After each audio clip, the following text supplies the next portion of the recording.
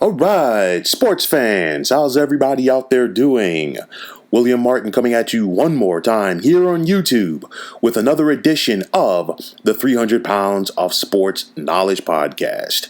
Now, it is that time of the week, folks. My weekly picks for the world of the National Football League.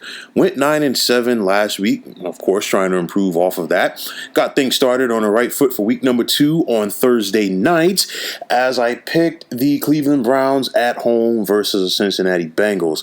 The affair was a little more higher scoring than I expected, but with the home cooking of the Browns, as well as the fact that they got the running game going more with Nick Chubb and Kareem Hunt, they were able to hold off the upstart Bengals. And I think going forward, that is definitely the recipe for success for this Browns team if they're going to be able to contend for a playoff spot this season.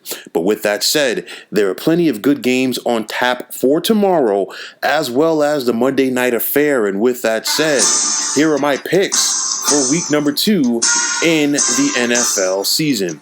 Going to get things started off at Soldier Field in Chicago, as you're going to have the 1-0 Chicago Bears hosting the winless New York Giants. Now, Chicago was able to pull one out last week as they rallied in the fourth quarter on the road to knock off the Detroit Lions, while the Giants come into town licking their wounds after suffering a loss on Monday night at home at the hands of the Pittsburgh Steelers. And for the Giants, they definitely need to get their running game going. Saquon Barkley getting 6 rushing yards simply is not going to cut it. And what we've seen so far in the young career of quarterback Daniel Jones for Big Blue, he's not a guy that has the ability to put this offense on his back for 60 minutes. So definitely the onus is going to be on the running game for this one. But I don't like the matchup of this Giants offensive line along with Daniel Jones going up against his Bears defense. Why? Because Daniel Jones is still showing that he's very careless with the football. And once you have a pass rusher like Khalil Mack, who's coming off of that edge, he can make slim pickings out of a youngster like Daniel Jones. On the flip side, Mitchell Trubisky has not been good at quarterback, and he still isn't. I'm not a believer in him, but I still think that he'll find a way to navigate through this Giants defense just enough, along with this powerful Bears defense, to help Chicago get the 23-20 victory. Now, moving right along, it's going to be the winless Dallas Cowboys hosting the winless Atlanta Falcons. And both of these teams are going to come into this contest desperate because each one of them is looking to avoid beginning the season with a record of 0-2, as both of them want to try to get on track for a postseason push. You look at Dallas, plain and simple. You got Dak Prescott at quarterback, but I still say keep giving that football to Ezekiel Elliott early and often and let him dictate the pace, and more importantly, put some lean on this Falcons defense. On the flip side for Atlanta, I expect them to come out throwing the football to Julio Jones early and often to put some pressure on this Dallas defense, especially a Dallas defense that is dealing with some injuries right now as they feel that they can take advantage of it. I think this is going to be a back and forth contest throughout the afternoon, and the last team to possess the football will win. Thus, I'm going to take Dallas at home in this one by the score of 30-24. Now at Lambeau Field in Green Bay, it's going to be the 0-1 Detroit Lions traveling to take on the 1-0 Green Bay Packers. And what we've seen in recent years for the Lions under head coach Matt Patricia, they do play the Packers hard, but they have yet to get over that hump. And I think the betting line shows that because Green Bay comes into this contest favored by 6.5 points. We saw a very sharp Aaron Rodgers at quarterback last week on the road for the Packers as they were able to defeat the Minnesota Vikings, and I think that trend continues. Like I said, coming into the season, I think we're going to see a motivated Aaron Rodgers, and because of that, that's going to spell trouble for the rest of this NFC North division. What can I say about the Lions? They found a way to lose last week, and they blew that game at home versus the Bears. I don't think they get that opportunity tomorrow. Yes, they will play the Packers tough, but it won't be enough. I'm going to take Green Bay over Detroit at home by the score of 30-24. Now, in the AFC South, it's going to be the 1-0 Jacksonville Jaguars traveling to Nashville to take on the 1-0 Tennessee Titans. Tennessee comes into this contest favored by 7.5 points over their divisional brethren, and a big point of that is their strong defense. We saw this defense really pin their ears back at the most critical times on Monday night and get the help to get the victory over the Denver Broncos. And then, of course, you look at this rushing attack with Derrick Henry. Derrick Henry is a runaway freight train on offense at running back for this Titans group, and I don't see the Jaguars being able to slow him down. It was Minshew mania last week as Gardner Minshew helped bring the Jags back at home versus the Indianapolis Colts, but they get a different beast tomorrow, and thus I'm going to take Tennessee by the score of 24-16. Now you're going to have the 0-1 Minnesota Vikings traveling to take on the 0-1 Indianapolis Colts. Indianapolis is trying to recover from a hard luck loss last week on the road at the hands of the Jaguars, while the Vikings basically got punched in the mouth at home versus the Packers. For the Vikings, you still have veteran quarterback Kirk Cousins, but they got to get this running game going more crisp and more smoothly, and I think they'll have an opportunity to get that attack started versus this Colts defense. I like this Vikings defense going up against veteran quarterback Phillip Rivers because what we've seen throughout his career, he's not the most mobile guy out there, and it's going to be critical for them to put pressure on him and get him off of his comfortable throwing points. I think Minnesota does just enough in this game, and thus they get the 27-24 victory. Now, in Miami, you're going to have the 0-1 Dolphins hosting the 1-0 Buffalo Bills. Buffalo comes into this contest favored by 5.5 points, largely in part to their very stingy defense, as they want to go out there and make life tough for Dolphins veteran quarterback Ryan Fitzpatrick, said the Bills, because once upon a time he did play for Buffalo. But it's a situation right here, Josh Allen. I said it coming into the season, the young quarterback for the Bills, this team is only going to go as far as he can take them. Still not sold on him completely, but he'll do just enough in this contest, along with a very stingy defense, to get the Bills the 24-20 victory. Now at MetLife Stadium in East Rutherford, you're going to have the winless New York Jets hosting the winless San Francisco 49ers. And after the 49ers suffered a tough loss at home last week, courtesy of the Arizona Cardinals, the defending NFC champions want to get back on track. But it won't be as easy in this game. Why? Because they will not have the services of all-pro tight end George Kittle, as he is sitting out with a knee injury. That's going to put the onus on quarterback Jimmy Garoppolo, as well as his running game, to go out there and try to attack a very physical and aggressive Jets defense. But the Niners can get physical on defense as well. And what we've seen in the young history of Jets quarterback Sam Darnold, when you put pressure on him and you fluster him, good things can happen for your defense. I think this Niners defense will force a couple of turnovers off of Sam Darnold, and I think that is a difference in this one, as I'm going to take San Francisco on the road by the score of 24-20. Now, in the city of brotherly love, you're going to have the winless Philadelphia Eagles hosting the 1-0 Los Angeles Rams. And for Philly, they come into this contest as surprising losers last week on the road versus Washington after they built a steady first half lead. But for Philly, coming into this game, Carson Wentz, he's really regressed in the last couple of years. He does not seem like the same guy that we saw him during the 2017 season when he was en route to being the MVP of the season. Of course, we've seen both of these guys, Carson Wentz and Jared Goff, they're both attached at the hip due to the fact that they went first and second, respectively, in their draft year. Still not a big believer in Jared Goff, but I'm a believer in this Rams defense, most notably number 99 on that defensive line, Aaron Donald, as he can wreak havoc. And if you don't focus on stopping Aaron Donald, if you're Philadelphia, you could be in for a long afternoon. But I think this Eagles defense, they have a lot of pride and they want to be up for the challenges. They want to try to get back on track, especially after they got picked apart in that second half last week on the road versus Washington. It's going to be a tight one throughout, but I'm going to take Philadelphia at home by the score of 28-23. Now in Pittsburgh, you're going to have the 1-0 Pittsburgh Steelers hosting the 0-1 Denver Broncos.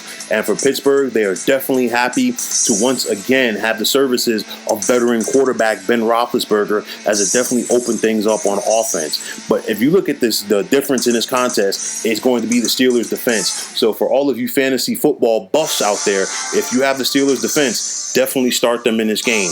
Why? Because for the second consecutive week, Pittsburgh will be facing a young quarterback. Last week it was Daniel Jones. This time it's Drew Lock.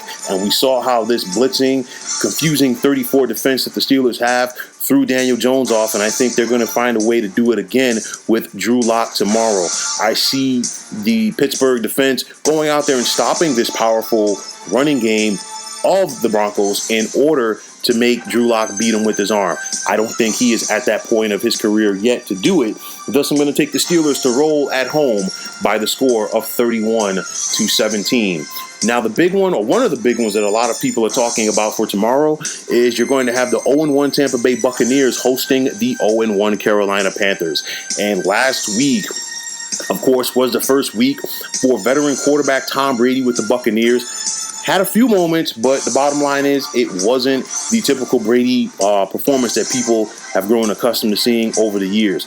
We heard Brady get chewed out publicly by his coach and Bruce Arians this week, and what we've known throughout Brady's career is he will take that personally as far as a challenge that he knows that he has to play better.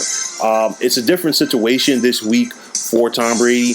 He's not facing the physical Saints defense like he did last week, but you still have a formidable Carolina unit, and of course he's not going to have the services of Chris Godwin at wide receiver in this contest. But what we've seen from Tom Brady over the years, he definitely knows how to roll with the punches. He definitely knows how to get back on track, and I think he'll do his part in this game. On the flip side for this Tampa defense, they've got to play better too, and they got a mobile quarterback that they're going up against for Carolina in one Teddy Bridgewater. And if they focus too much on Bridgewater, running back Christian McCaffrey can definitely beat them coming out of the backfield, both as a runner and as a receiver.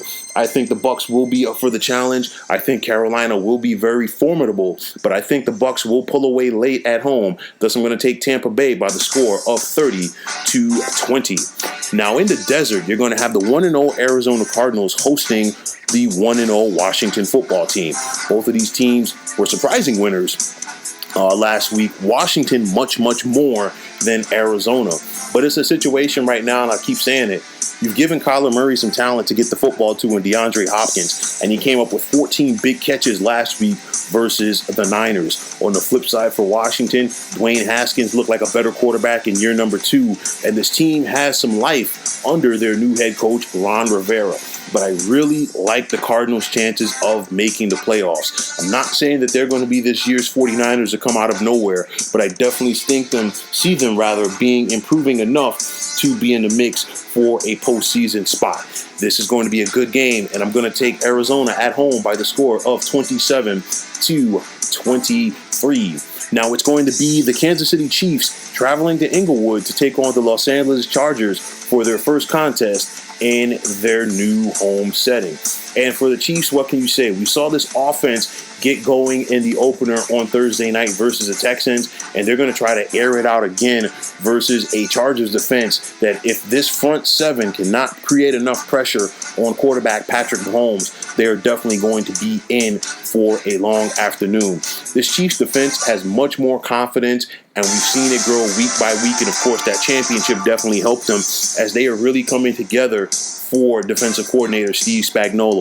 And I'll tell you like this, Tyrod Taylor, the Chargers quarterback, is going to be in for a long afternoon versus this Chiefs defense. Kansas City comes into this contest favored by 8 points, and I think they cover, as I'm going to take the Chiefs on the road by the score of 34-24.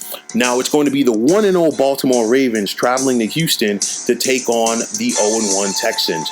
Baltimore comes into this contest favored by a touchdown, and rightfully so, because you look at this power rushing attack that the Ravens have, and they are going to keep this Texans defense on their toes. Last week, we saw the effects of Deshaun Watson going forward without DeAndre Hopkins at wide receiver, and it's not pretty.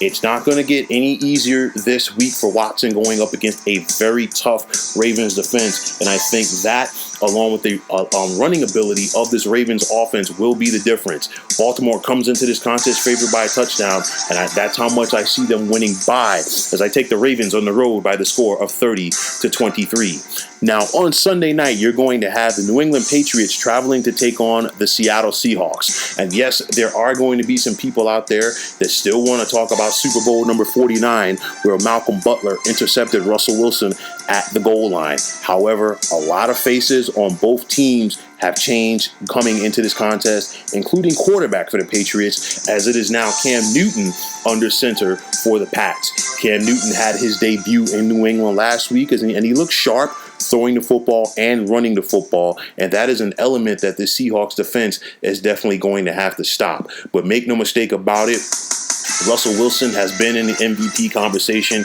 in recent years, and I think 2020 is going to be no difference. You look at a very staunch and physical New England defense, especially in the secondary, and they're going to have to be disciplined in order to slow down Russell Wilson and the Seahawks offense. I think this is going to be nip and tuck throughout, as you have two of the better veteran quarterbacks in the NFL going at it, along with two of the better defenses as well. But I think Seattle is too tough at home, thus I'm going to take the Seahawks by the score of 27-20. And finally, on Monday night, it's the 1-0 Las Vegas Raiders opening up their new home in the desert versus the 1-0 New Orleans Saints. And for head coach Jon Gruden, granted, you're not going to have the fans in the stands, but he still likes to make a splash. And what a better way to make a splash than trying to lead your team to a victory at home in their new digs versus a Super Bowl contender in the Saints. And for the Raiders to do that, they want to get off to the right start. So basically,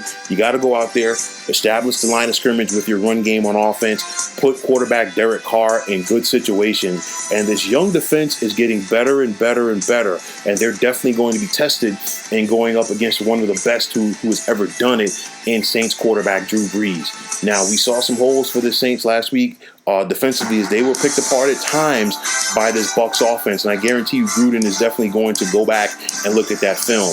Now, if you're the Raiders, you want to try to find a way to get all the victories you possibly can if you want to try to keep up with the likes of Kansas City in this AFC West division.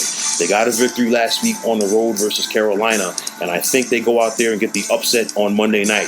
New Orleans is a 6-point favorite in this contest, but I'm going to take the Raiders at home in their first contest in Las Vegas to win by the score of 30-27. So, folks, those are my picks for week number 2 in the NFL season. And as always, I want to take this time out to thank you for tuning into the 300 Pounds of Sports Knowledge podcast. If you have not already, please feel free to click on that subscribe button, and please feel free to like this podcast. Now, if you're on Twitter, please feel free to follow me at 300 Pounds of Sports. And like I always say, if you follow me, it'll be my pleasure to follow you right back. There's also the sports discussion group on Facebook at the Sports Depot 365. You can check it out and drop a line and be a part of one of the better sports debating sites going on social media. So once again, fine folks, my name is William Martin. Take care, have a wonderful day, and enjoy your NFL action this weekend.